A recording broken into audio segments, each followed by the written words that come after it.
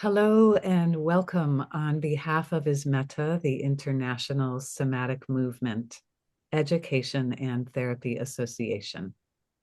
My name is Elizabeth Osgood Campbell. I have the privilege of serving as the executive director of ISMETA, along with a co-director, Nirvana Nanda, a great operations team of people, and a fantastically skilled board of directors who volunteer time and energy to help grow our profession. On behalf of all of us, we welcome you to this book talk by the marvelous Wendy LeBlanc-Arbuckle, who is an ISMETA member, a highly skilled somatic movement practitioner, and author of this exciting book, Amazing. Beyond Core, a somatic exploration through whole body relationships. Wendy, welcome and thank you so very much for joining us today to share your work. Thank you so much, Elizabeth. I just am so privileged to be here with all of y'all. This is a dream come true. I was approached by an editor of Handspring about 4 years ago when I was teaching at a conference, a national conference, and she said, it's so interesting how you brought together so many disciplines you've studied into a coherent body of work. Have you thought of writing a book? And I said, not really. I was absolutely so intimidated by the thought. I just let it go. And about a year later, I got an email and she said, just wondering. And I thought, the truth is to myself, I'm just terrified. I don't think I could do it. And my husband said, have you thought of getting a writing coach? And I said, what's that? Well, probably so many of y'all know. I mean, there are so many writing coaches and they're all wonderful. But to get somebody who really gets you, gets your vision, gets the sole purpose of why you would want to write it took time. And I found this wonderful young man who was just, when I sat down, I felt so heard and so gotten that it literally poured out of me. It was shocking. It's just like, wow. I knew I wanted 7 chapters. I knew the names of the chapter. I mean, I knew I wanted to start with embryology. Wow, was really thrilling and very daunting. So, I do want to say that first of all, that I'm just really honored to be here with y'all. I'm really deeply honored to have the opportunity to share the vision of the book, which is really what I see is just contributing to great works that are already out there. So we're planting more seeds of awareness and deep biointelligence. And I thank so many of y'all who have already, you're doing such great work. I just want to say that I'm honored to be here with you. And I think the thing that was so powerful about it's interesting, because I've taught in the Pilates community for so long, for over 40 years, building an embodied approach to what we consider to be this thing called Pilates. So it's been very interesting to kind of look at that discipline and then look at my background in yoga and how that I'll tell you a story. It's very interesting. It really took me to a new place of interface of really, what am I doing? I was running a health center in New Orleans in the 80s. And Michael, my husband, and I had the opportunity to partner with some other partners in Canada and Switzerland and the US to form an international holistic resort retreat conference center, and we did that in Estes Park. And I'd heard about Pilates. I was already a yoga practitioner, and I'd heard about Pilates about 5 years earlier in the mid 80s in New Orleans when I'd been watching some dancers, and I thought they've studied something really interesting. I just know it. And yes, they'd studied Pilates in New York, and it had really changed how they approached dance. It was so interesting to watch them move. So I was also doing transformational work, taking part in transformational programs and deep growth work, ontological. When we were in this business in this holistic health center in Estes Park, and I went down to Denver to a conference, to a seminar one night, and people were standing up, introducing themselves, and suddenly Amy Alpers stood up and said, my name is Amy Alpers, and my sister and I just opened a Pilates center in Boulder. And this was, 40 years ago. This was like, wow, okay. So I drove down the mountain. Anyway, did that. It was such a new way of thinking in my body, very different than how I had been practicing yoga. I had this experience of what actually came about, especially as I experienced the springs, the elastic nature of the springs. In my yogic body, I just went, wow, wow, that was amazing. This is amazing. So when I had the opportunity to study with one of the original Pilates elders, I've studied with 5 of the elders over numbers of years before they passed. And before I began studying with Ramana, I paused my yoga practice because I thought, I want to really understand what is Pilates. And so for 4 years, I just practiced Pilates. And then one day I remember I'd opened a yoga and Pilates studio in Austin, Pilates Center of Austin. It's the first studio there with Pilates. And opened that up, and one day I just I felt in my body, I said, what is that feeling in my body? It was different than 20 years of yoga, but I didn't have words for it at the time. And as I looked and looked and looked at what is this feeling, I realized I was overstabilizing.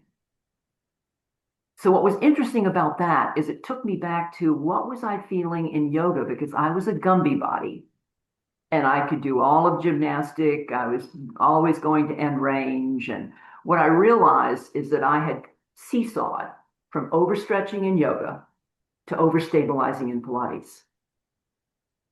And then what occurred to me that has really birthed, wow, what we're talking about is what's in between.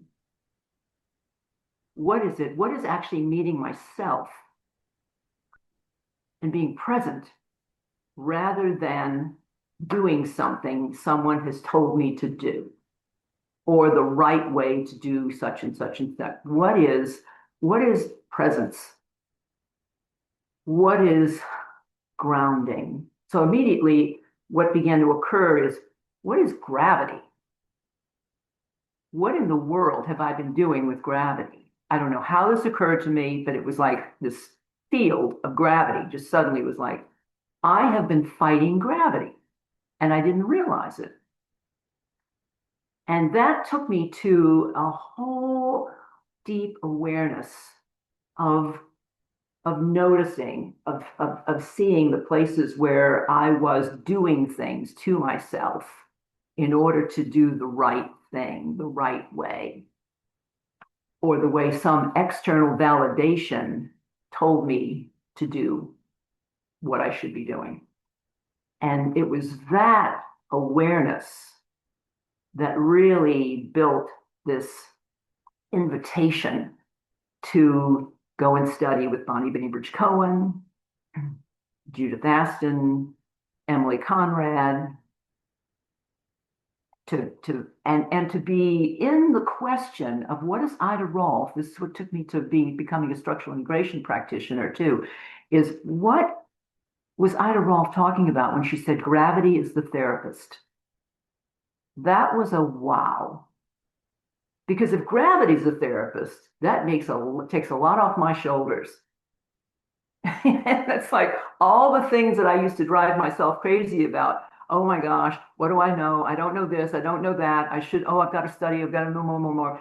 I suddenly realized, wow, how am I paying attention to what is support? Where does support come from? So this is a very simple way of thinking that I love to start many workshops with, because why in the world would I start a workshop with Pilates teachers with embryology? They're kind of looking at me with crossed eyes like, what? So that's what's fascinating, as so many of y'all know, is that before we form ourselves, our bodies in the womb, we come into the womb and we embed in our mother's uterus. We embed as our backing what becomes our ectoderm, the skin and the nervous system, which becomes our back. In other words, how do I have my own backing before I can have your back? Really interesting. Why is lying on our backs so powerful? Because backing is yielding to gravity. That's our first sense. That is what first wakes up in the womb, is my relationship with gravity.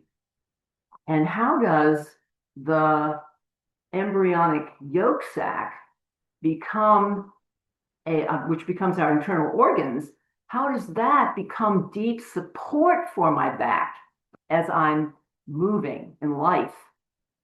Which often we forget. Often it's all about the back extensors doing something, and which is why so many people have back problems. But to begin to feel the front body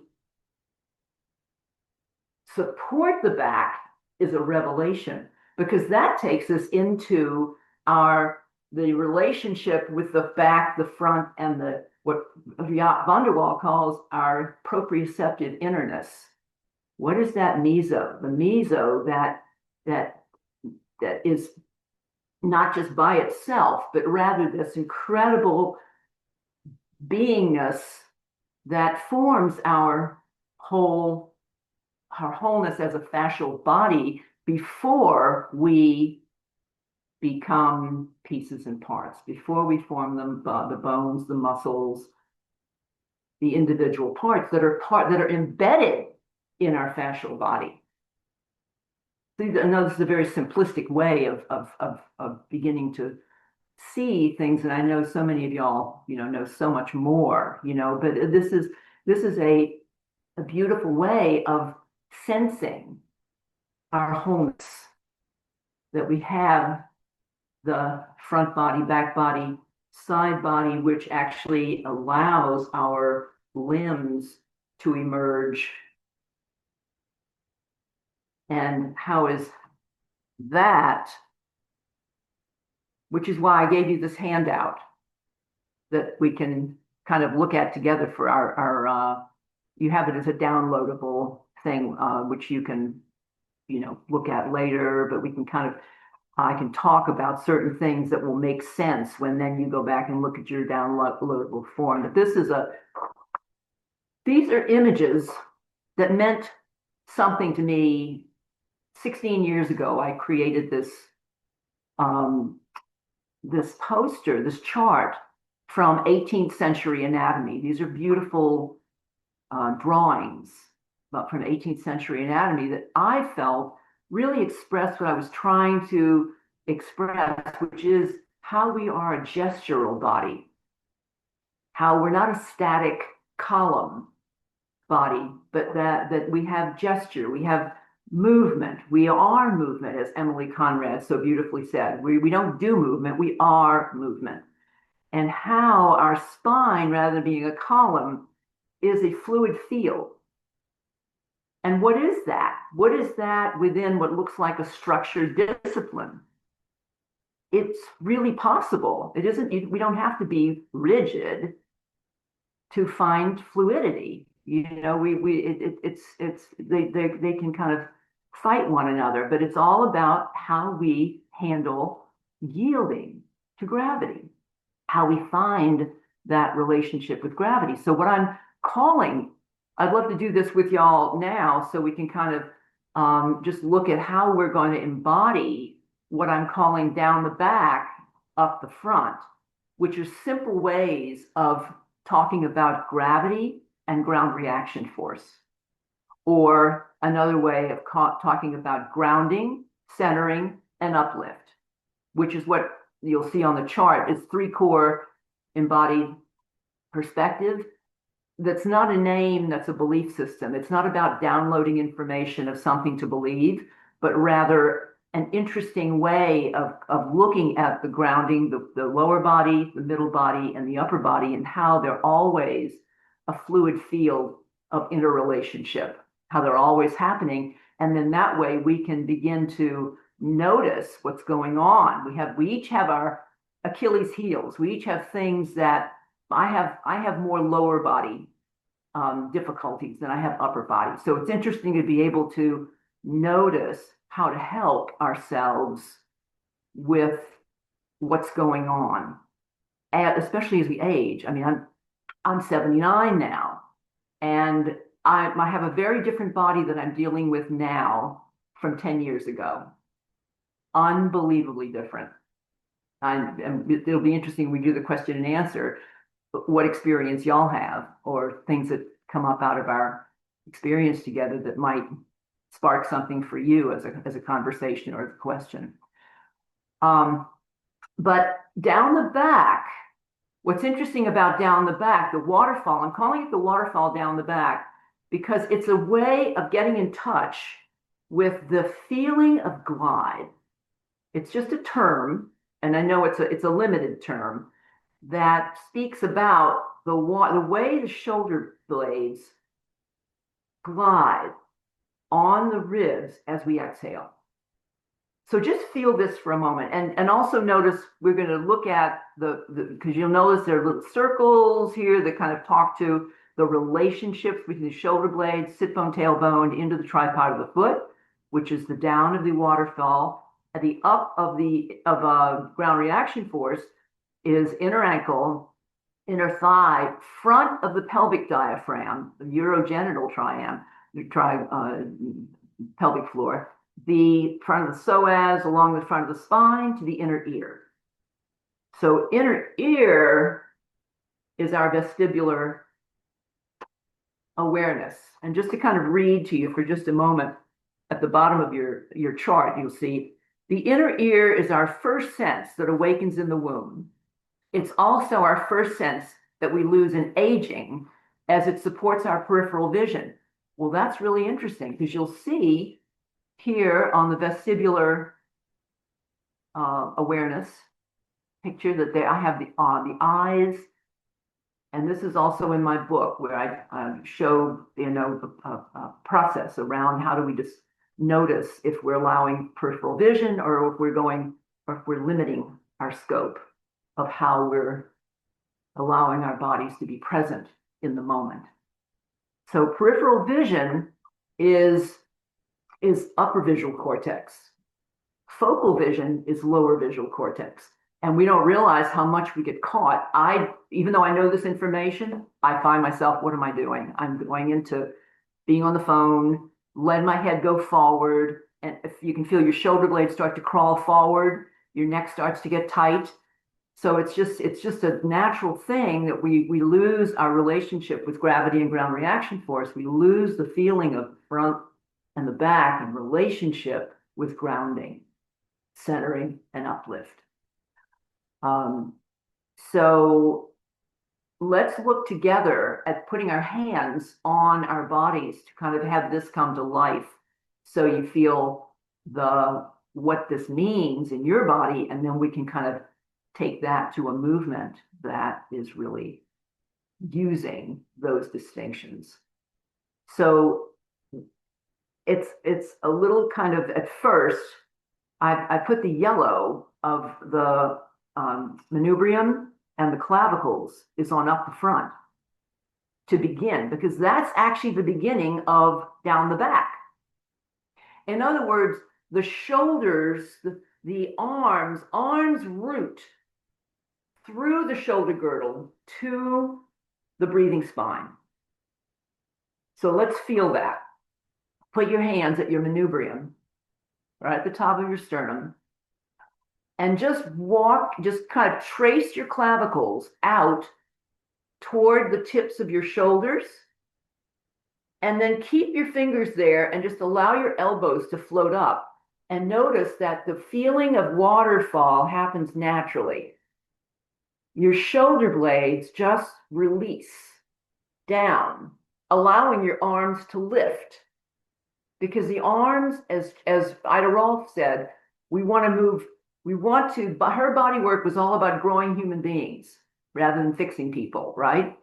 And she would speak so importantly of having the arm root through the shoulder girdle rather than this idea of the arm is connected to the shoulder joint. This is a biomechanical concept. Biointelligent concept is our arms, my hands know my feet through my whole fascial matrix body. So as my elbows go up, the shoulder blades waterfall down, right away I can feel, because arms are energetically and physically rooted in the sacrum, that sense of the sacrum, which is why that's our embryonic awareness, right? Embryonic awareness is our head to tail, that feeling of head to tail movement. This is Tiny Elvis, who's my co-teacher. And unfortunately, he has a deep lumbar curve that's stuck. Doesn't allow him to move his lumbar spine, but also notice that he has an incredibly good attitude. Doesn't seem to bother him, you know? But my point is to say that your tail is related, is looking for, this is primitive. Primitive means the first of its kind, that there's a depth to that. This is our embryonic awareness, head to tail. And the tail is looking for feet. This is once we're born, we're looking for that relationship, which is why I take time in the book to talk about the softening of the knee and the softening of the ankle as being a profound thing for us. This is for us to get into that feeling. And I have done explorations around that will be fun for us to kind of look at over time. This is something we've talked about as we move together. So let's continue our mapping. The waterfall down the back, shoulder blades, because notice when the waterfall down the back occurs, that idea of aging that I was reading to you just a moment ago, the peripheral vision, your eyes can stay wider. In other words, you can look forward and see the room. You can see the scope of the room as you're looking forward, which is very different than focal vision, which we need to just look at what's right in front of me. That feeling is how we want to walk through life. We want to be walking in a way that allows us to be in our wholeness rather than just the tightness of vision. And that also changes how we feel as we age. I know it makes a huge difference for me in an aging body. It's through this awareness that we discover our vestibular relationship with gravity and our sense of balance. Balance occurs in the way that we inhabit down the back, up the front, or what we're calling our vestibular awareness. and as Jacques calls our proprioceptive innerness. How do we find that intelligence that knows how to be over these small little tripods that we call feet? When we allow ourselves to partner with gravity and spatial orientation by sensing our down the back, grounding and yielding, and up the front, suspension and uplift, and reach. You can see that as babies. Grounding, as you're lying on your back, baby's lying, and then suddenly there's the reach of the eyes, there's the reach of the arm, want something, I want a person, I want food, I hear a sound. So there's the grounding has to happen first for the reach to happen, and that allows the roll. And then the roll happens, and we get into crawling, and the crawling becomes the sitting, and the sitting gets into standing. And so everything builds on everything else. And it's just a beautiful dance of relationships. We awaken to a primordial relationship through the two directions of our spine's connection with earth and sky, through our feet, hands, and head, our receptive and perceptual fields of awareness, a primal portal to a fully alive, empathetic, adaptive way of being in the world. Hey, I want that.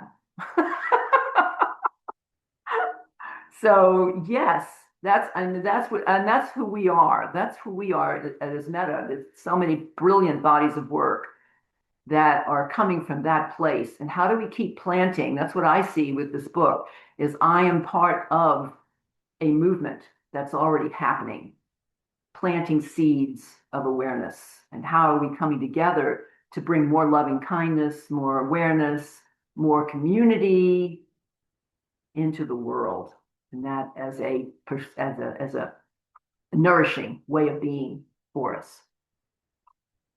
So with the down the back, the waterfall of the shoulder blade, sit bone, tailbone, and tripod of the foot, I'm going to stand up right here. How does the feeling of tripod, the feeling of down, then build on or be continuous with, because this is a continuity rather than down and then up being these separate things. It's all about the continuity and interrelationship. How does the inner ankle start from that dome of the foot, inner dome of the foot, inner ankle, inner thigh, dome of the pelvic diaphragm, dome of the respiratory diaphragm. Put your thumb inside your armpit and lift your shoulder blades up, or your shoulder girdle up. Inhale. Exhale, let your shoulder blades just waterfall down the back. And you may notice, do that 3 times. Inhale, lift up, feel your feet. Exhale and let your waterfall down the back. Sometimes that can just give you a fascial release right there. Just that sense of open armpit is a dome, very different than doing something to myself. You want this feeling to open, which then allows the dome of the palate and neck to be soft. So there's a feeling of allowing more flow to happen. How did the dome Wendy, uplift? sorry to interrupt. Would you Yes, take a sweetie. step back further so we can see the top of your head in the frame? If you just Yes, step a little thank bit you. further back, then all of you will be in view. Thank you. Thank you Thank very much. you. Is Perfect. that Yes, good? thank you. Yes. Very great. Thank you for saying something. So from here, how do we feel the helical? Look at your hand and notice internal, external. So this is not a simple thing. This is not a simple gesture. This is a profound gesture that moves all the way through my body. So notice how you can feel, notice your right hand's relationship to your left foot. Yes, you are standing on both feet, but notice as your thumb, when you move through the spiral of the lower arm and how that spiral feeds through the waterfall down across from right hand to left foot. You feel how the left foot becomes more and more aware. You're definitely using your right foot, but there's more of a relationship to your left side as you reach. Let's just stay on the right side for a moment. Coming down, come back, and then go out again. And just notice as you allow your inhale to take your hand, you may even go deeper and deeper into the spiral wholeness of your fascial matrix body, the field of your body, everything working together. We are one muscle. We're not individual muscles. The individual muscles are valuable for an anatomist or a doctor. But for a mover, it's good as a map to kind of see where things are, but the body doesn't care. It doesn't care about individual muscles. It wants movement. It wants fluid movement. And notice how each time I'm not making my hand go deeper, I'm actually feeling a deeper and deeper and deeper spiral through my left foot to my right hand. It's really profound, going deeper and deeper and deeper, my arm's relationship to through my central channel of my body. Remember, the central channel is your head to tail. And that's also every chakra, that's every gland, that's your profound center that you came from, your embryonic beginnings. Remember that Jaap van der Wal, this is one of my favorite quotes by him. He's just such a genius. The forces that form the body are continuously at work throughout life, carrying the blueprint of health in the manifestation at every moment. So that's a wow. That's a wow, mainly because we are a wow. We are amazing. As Jaap says, we never lose the embryo. Wow.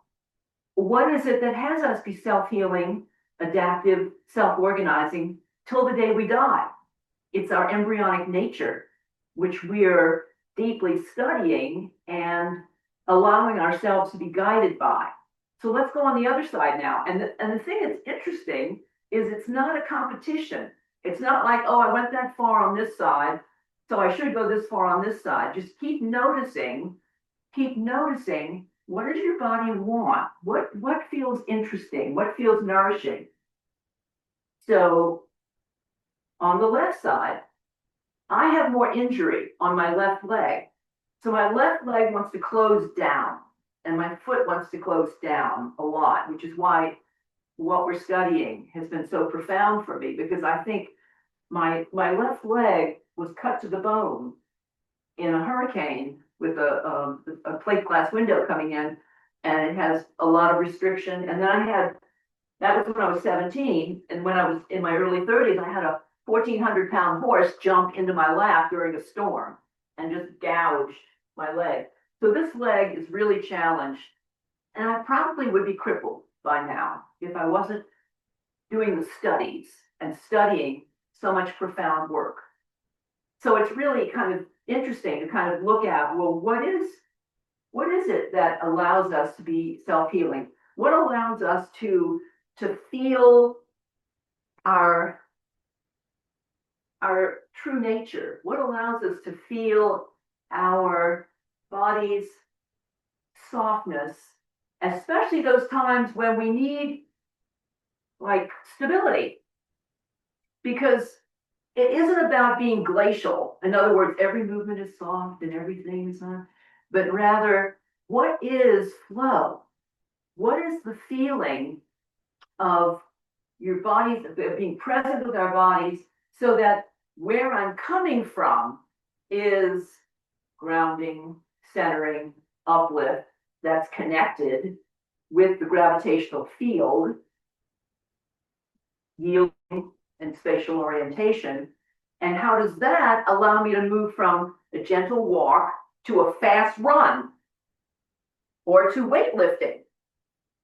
So it can go in many, many, many directions, which is really incredible when we think about, of the range that's possible, which we know in dance, we see it, soft, movement to really hugely gymnastic and difficult and balance and so many things. But when we allow ourselves to come from where we're coming from, am I coming from right, wrong? Am I coming from, this, I have to only do it this way, or am I coming from what is my left side relationship with what the right side just did? How do I find my right foot as I move my left hand? My thumb goes down as I come in, my thumb goes up as I go out. So this is internal movement, this is external movement. And what is that? What is that from just an exploratory place? And how does just the feeling of this is a figure eight movement. This is an archetypal movement called the lemniscate, the figure eight, infinity. And actually it allows us to notice how our bones form. Our bones form in spirals. Our body forms in spirals. And so linear movement is not something the body knows. We can do linear movement from a spiralic perspective. For instance, like a roll up. But how do I do that? By just noticing how I'm feeling. For instance, I'll show you here. See if you can can you see me, Elizabeth, right here? Yes, if you want to move back towards your mat a little bit more, then the side of your body closest to the camera would be even more visible. Say that again. If you want to move back towards your yoga mat a little bit more. Back here? No, shuffle towards the back of the room. Yes, yes, yes, yes, on your mat. That's perfect. Thank you. Thank you. Thank you. That's really great. Good. So I'm going to do a front back movement. And I'm going to come from this feeling of release over the ball. Inhale, soften. Exhale. So my body's feeling, how does my yoke sac, how does this front body support my back and extension? How am I feeling the reach through my feet? So if my heels aren't coming forward, if my heels come forward, I lose my grounding. How do I reach back? And you can also have your feet, if it's hard for you to be on the ball of your foot, you can put pillows or different things at the base of your foot, which gives you more ground reaction force, which gives you more lift through the dome of your foot. And that will allow your toes to not take so much weight. So you can feel what that feels like. But the softening of the knee really puts me into my feet, puts me into that ground. And then from there, I feel foot to head, which then allows movement to happen. So what's interesting is as I press into my left foot, I'm reaching more to my left, and now my right heel can come away from the wall. Imagine I'm on the wall. And just feel the weight shift into my left foot, left hip, left hand. And what is it doing? It's moving me to open. And press into my right foot, right hip shifts, right hand. How does that open me up to the left? And the reason I'm particularly showing this movement, I call it swan swim on the ball, is that it's about both the linear front to back, but it has a softness to it. It has the front body supported by the back body, which is why I think this is so great for so many people. But it also teaches rotation, which is very different than turning. Turning is not a spiral. Spiral happens from the ground up, which is very different than just my thoracic doing something. How do I feel grounded? How does that move me without tightening my neck?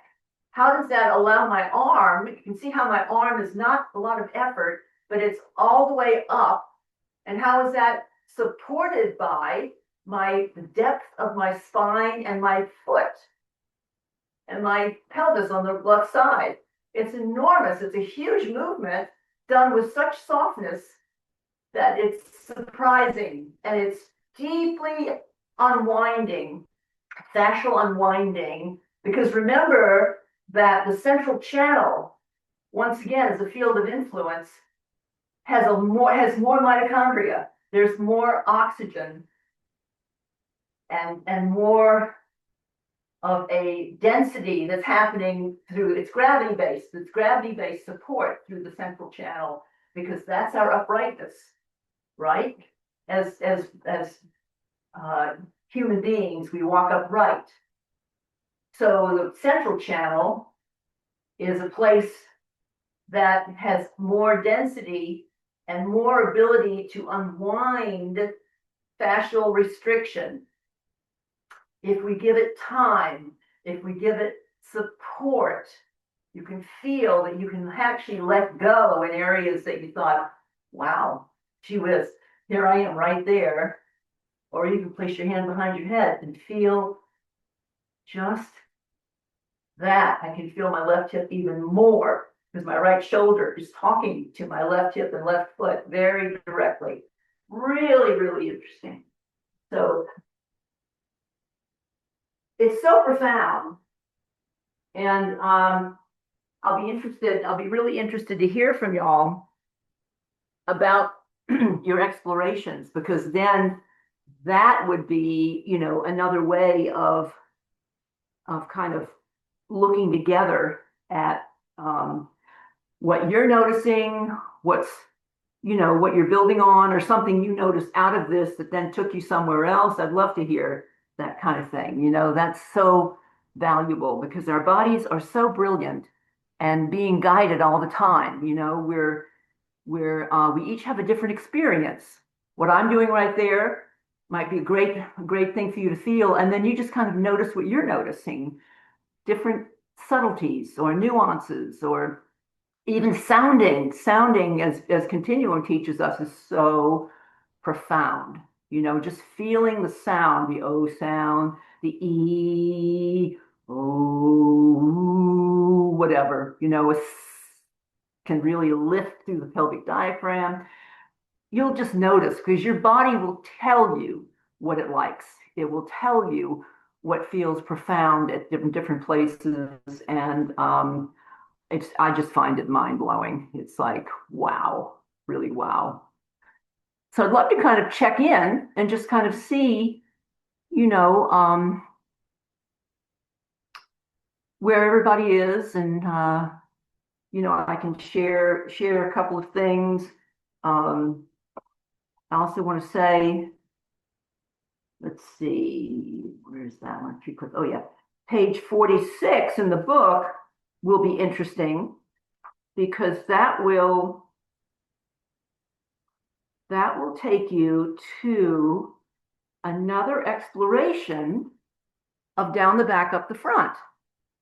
And you'll see I have arrows which will build on your chart here, that shows the other thing that's interesting about these particular arrows on Sybil is that, remember that in the womb, in the first 8 weeks, this was another thing that Jaap shared that was just so wow, that we actually come to standing in the womb before we go back to, here we are, we're in our bodies, which we've now fully formed in the first 8 weeks, and the legs are crossed and the arms are crossed, or the legs are in a frog position. And then when we come standing, we reach with the upper body and receive and come back to this form. In the lower body, the hamstrings were initially, as we're in the frog position, the hamstrings were on the front of the thigh. And as we stand, the hamstrings spiral to the back of the thigh as we stand up. And then from that place, we go back to the frog position with the hamstrings remaining on the back of the thigh, so that as we're born and we begin to move our movement practice, hamstrings actually relate to the front through the inner thigh and urogenital channel of the pelvic floor to the front of the spine. So legs relate to the front of the spine, arms relate to the back of the spine. And so there, that shoulder blade to deep belly feeling, that feeling of waterfall down the back, internal lift up the front, is a very embodied feeling for us.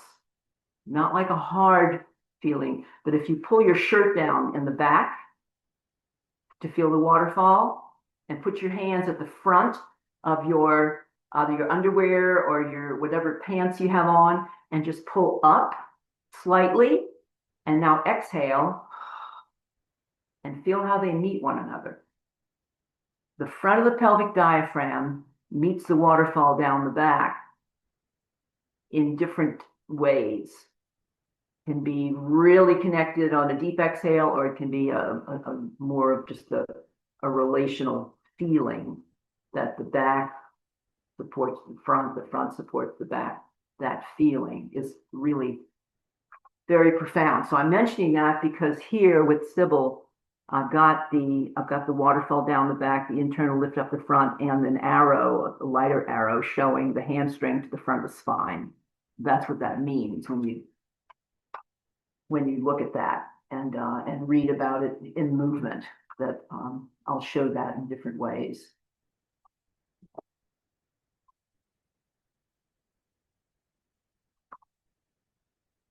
So I wanted to just kind of pause for a moment. We can go into some other things, but I wanted to pause and kind of see where people are and if there's any question or any kind of, anything you'd like to bring in at this point.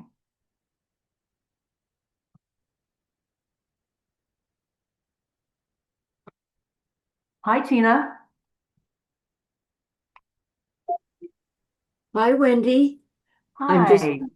clicking off something here.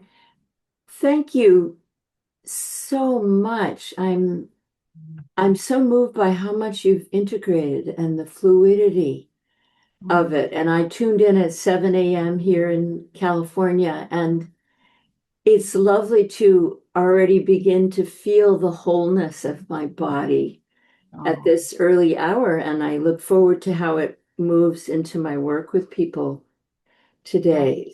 I'm very moved by the levels of integration with many of our beautiful ancestors and how you're honoring them and bringing it together in your own way. And I'm so sorry for the early injuries you had, and I'm amazed by where it's taken you. Thank you. Thank you, Tina. Thank you so much. As you're saying, we just learned, we have the opportunity to learn a lot, right? Through Yeah, what has happened. I know that sounds like a glib statement sometimes because people go into horrific things that, I know. but to just to look at where we are and what's possible. I really thank you. Thank you so much. And I really would look forward to, I really am not, I'm not just saying it, I really, really would love Elizabeth to put my email in the chat so that you can be in touch with me with questions or with inquiries or just something you're curious about that we can kind of look at together. I would love to hear from you. So thank you. Yeah, you're welcome. And to feel more wholeness in this period of time is wonderful. The grounding, as you said, where we're coming from. And I think Yes. when we get injured, we can collapse into ourselves and the depressive aspect can come in and all of that. And that's a phase of healing for sure, that grieving. And I love your amazement. No. Yeah. Thank you. Yeah. Thank you. Well, thank you for yours. You're welcome.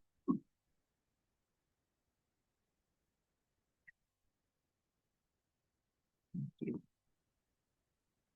Anyone else have something that you'd love to contribute or to just kind of add?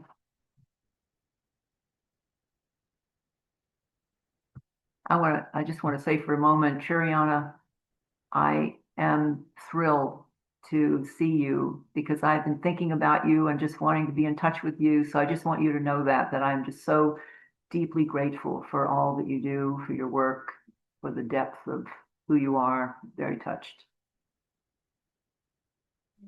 Yeah. Thank you. I was considering putting up my hand and I was just starting to type instead. So you've drawn me out. Um, yeah, I'm loving this and all you've brought together. And um, yeah, what's so potent for me just now, I mean, most of what you've shared is familiar to me, but how you've brought it together is beautiful. And my body loves it. Um, but I'm in a grief process, having lost my husband a few months ago. And it's left me incredibly tired. I think also being burned out, caring for him for way too long, way too intensively. And so I notice how it's like everything pulls in and down.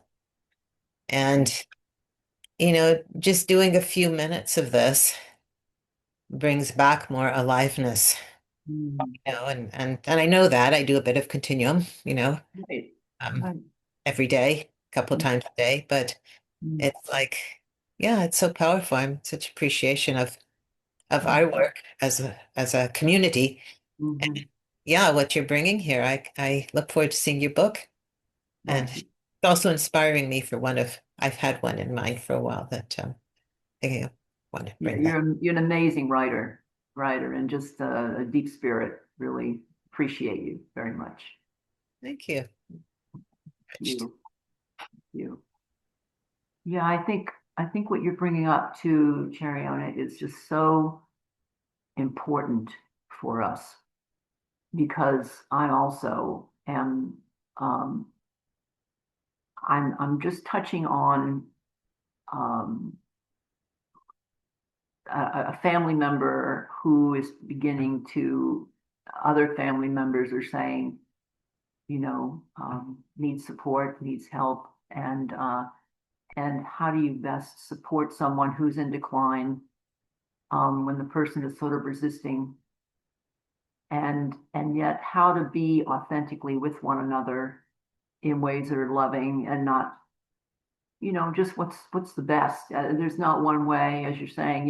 It's more like but how do I'm just once again, before I got together with y'all, I was just so present to my gratitude for what is being cultivated, what has been cultivated over all these years, but here is in the community now, as we're talking, just who we are as a community of loving support, and just how deeply nourishing that is, and such a reminder of what it's easy to forget sometimes. Yes, we're traveling this life with, its ups and downs and with difficulties, and how do we support ourselves? How do we ask for support? How do we keep nourishing, and feeling nourished? It's a big question that has many answers. Yeah. Thank you so much.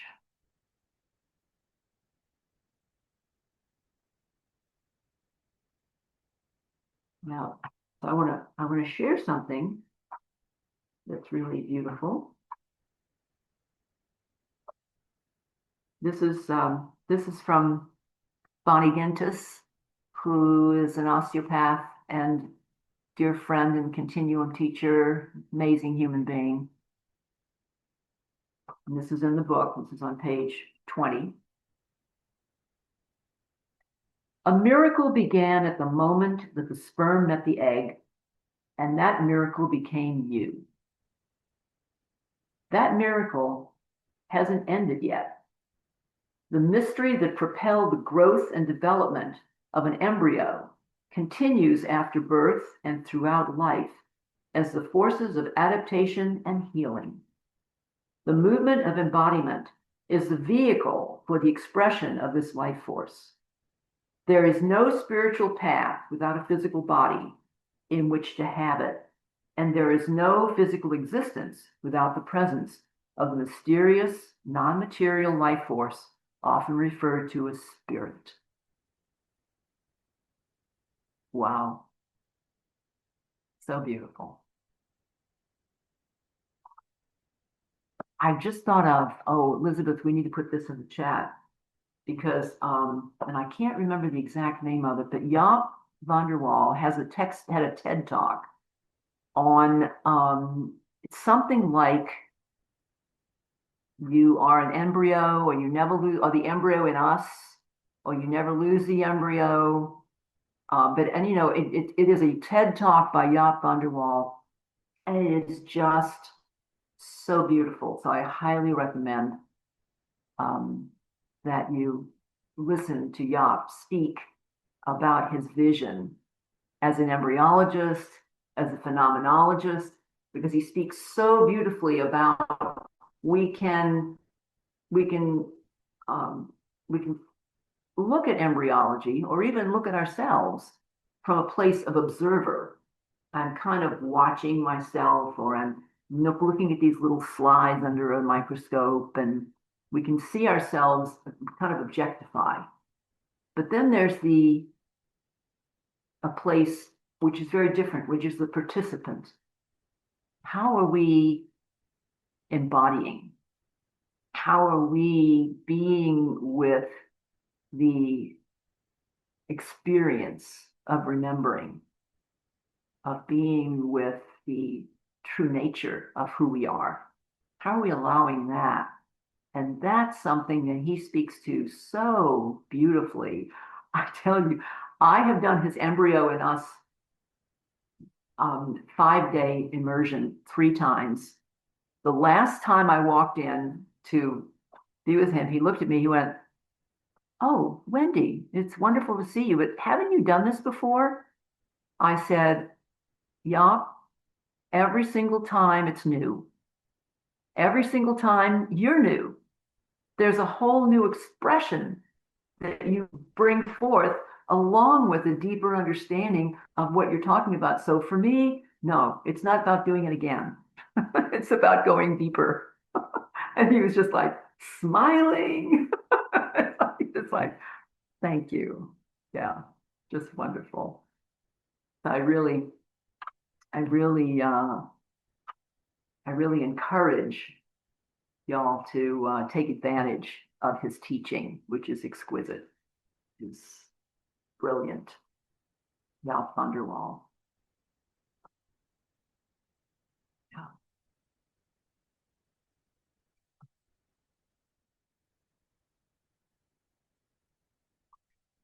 Thank you, Wendy. Thank you, Elizabeth. I wonder in our remaining time together if there is anything else about the book that you would like to share. Anything about the chapter structure, your process of writing it. We have just over 10 minutes remaining. Thank you. Thank you. Yeah, you know,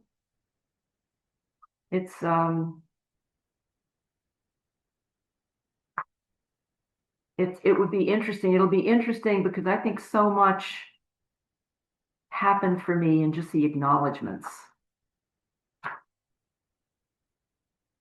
The acknowledgments and the 2 forward writers are Mary Bowen, who is a Pilates elder. She's 96. She's like a sister to me. I adore her. And she has been an incredible life support and a deep awakener for me since I first met her 30 years ago. So it's so incredible just the acknowledgement that how she writes about her relationship with book, with what she got out of the book and with me, and that it's just so beautiful. And I think also what Carol Davis writes in her foreword, who is a doctor of physical therapy, and just how she speaks about, she's such a deep spiritual being too, how she speaks about, what woke up for her around beholding. Because I think that's so much of what each of y'all who shared are beholders. We're all beholders. How are we holding ourselves and one another as as as keepers of life purpose and spirit? And what is that? What is it to be there for and with one another? So that was my purpose in writing the acknowledgments the way that I did. Many times to thank people who I haven't seen in forever, in 25 years or 30 years. So the book is so much about a journey. It's about how do we journey, or how did I journey from a place of being, I used to, when I think of how I showed up at workshops, or how or the worry that I would put myself through. I was so worried of not having enough information. I mean, I think I just overwhelmed some people with just, oh, and what about this? And what about that? And what about that? I had, a million things, which now I still have the million things that are going on, but I think a lot of it's in the background, and it's more like the spirit is more foreground. I'd love your feedback on that, because I can definitely, there's a bug on the screen. I know that that's my desire, and that's my intention, is to really share in a way that is illuminating and that is inspiring, because I feel that we have so much within each of us that is pure genius. And how do we just become aware of allowing ourselves to be guided by that deeper relationship, that deeper awareness, the deeper knowing of who we are, and how, and the support that we have in the field, which we know, through the bodies of work that we teach. But just beginning. That's why I begin with our embryology. How do we cultivate our inner guide? How do we become aware of the genius of who we are? How is that, potent place to come from? And then we go into core's relationship. What's the difference between core control, which is where I came from, this feeling of doing something to myself, pull your shoulders down, pull your belly in, that felt like valuable, but then I began to see how limiting that is. Not wrong, it's just limiting. So what is core's relationship? Which is that's really what the chart is all about. Core's relationship with gravity, ourselves, one another, and our living environment. How do we begin to sense ourselves as embedded in a field that's constantly feeding us? Wow, it's so beautiful. What is breath as a healing bridge between matter and spirit? Very different than the right way and the wrong way to breathe. What is breath? How is breath most fundamental relationship that we are? How is that? How is it that we're present to walking within an environment that feeds us, that's constantly feeding us? And how is nasal breathing a way that we discover that? It's not just, do you want to breathe through your nose or your mouth?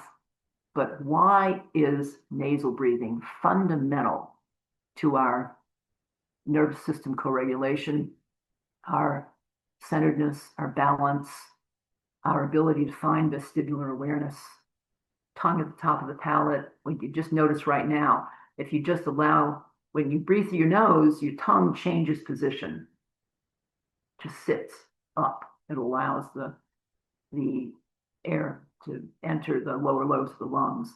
When you open your mouth, the tongue sits down, partially closes the glottis.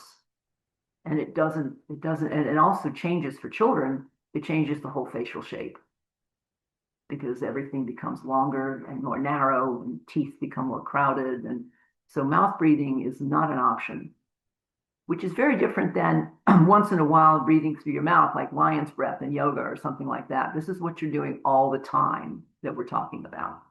So, and then movement beyond doing. What is movement beyond doing? Like, what is continuum? Is a good example. You notice that with continuum, there's nobody standing there telling us what to do. That there's an exploration of a particular pattern, different patterns, and then I explore through that. And that can happen through any body of work once we realize that we're guided by a deep intelligence, which is what we're taught. Communicating from our way of being. This is so interesting because how do we discover the difference between body image and body schema, which is, I mean, body image is we can, our coordination can be affected by body image, right? Do you like me? Am I doing it right? I'm constantly self-correcting with body image. Body schema, on the other hand, is my internal awareness. That what people who, let's say, someone who is unsighted with a stick is able to, I mean, that stick is part of you. It isn't like this thing that the person is doing something with. It is part. And so how does anything we hold, how does anything we're touching become part of us? How are we part of our environment, embedded within our environment? That's what body schema is all about. So that is a deeply coordinative way so that our ideal body becomes our real body. There's a real quality, an authenticity that we discover when we begin to communicate from our way of being. We begin to discover our wholeness and how we take that into how we do everything, and how it helps us to self-correct when we are losing our way. We all do it. Self-care as context for community service and resilience. This is so fun because what I did was I basically, through golden nuggets, I just shared numbers of studies of my studies, you know, Doin practice, which is Qigong or precursor to Qigong. This is a beautiful self-massage practice. I shared nasal breathing and I shared skin brushing, which I do all the time, and neti pot, and how practice can grow us. Because when we have a practice, as we know, like neti pot, I've done neti pot every day for, 50 years. But guess what? 5 years ago, I'm doing my neti pot the way I've always done it. And suddenly my practice, my body just kind of said, you know what? You have a tendency toward periodontal problems. I wonder what would happen if you mouthwashed with salt water. And I thought, what an interesting idea. So I began mouthwashing with salt water along with my neti pot. Guess what? 6 months later, I went to my dentist. She's doing the test and she went, well, this is really interesting. The pockets are a lot smaller. I said, I'm mouthwashing with salt water. And she went, really? That's interesting. I thought, absolutely interesting. We have But 3 see, minutes left. Thank 3 you. minutes left. Thank you, sweetie. And it's all about relationship. Wow. So let me look at something for a second.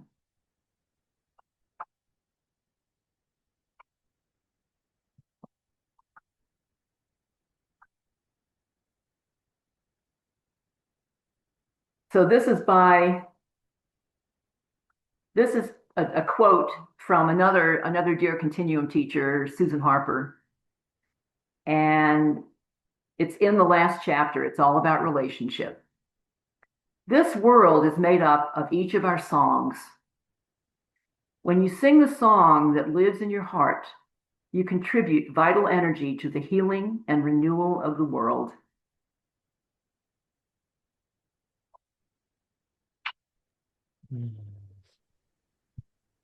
Thank Thank you. you. Thank you, thank you, thank you for each of you. Thank you to everyone who came this morning. Thank you to people who weren't able to come. Just thank you for what we're all doing together. I just deeply appreciate all of you. And what I said, please be in touch. I'd love to hear from you. Excellent. I will enter your email again in the chat for people who have follow-up questions or comments they want to share, continue. And can you also put my website on there? I have a brand new website that I gave my business to my my senior teacher who's like a son, and I'm creating a really simple website. It's WendyLeBlanc-Arbuckle.com, all lowercase, because it has a book tour in there that I'll be doing, a 10-city book tour and presentation and book signing at 10 cities around the country and 2 in Europe. And if it's possible for you to come, I would love you to come, or share with people who in that area. I'd really appreciate that. Thank you. Beautiful. All of that information is now in the chat. Thank you. On behalf of Ismeta, Wendy, thank you so very much for sharing your important work with us today. The recording will be available next week for those who were not able to be here live. And best wishes for your book tour and ongoing contributions to the world that so desperately needs your work. Thank you. Thank you. Thank you. Thank you so much. Thank you to everybody. So grateful.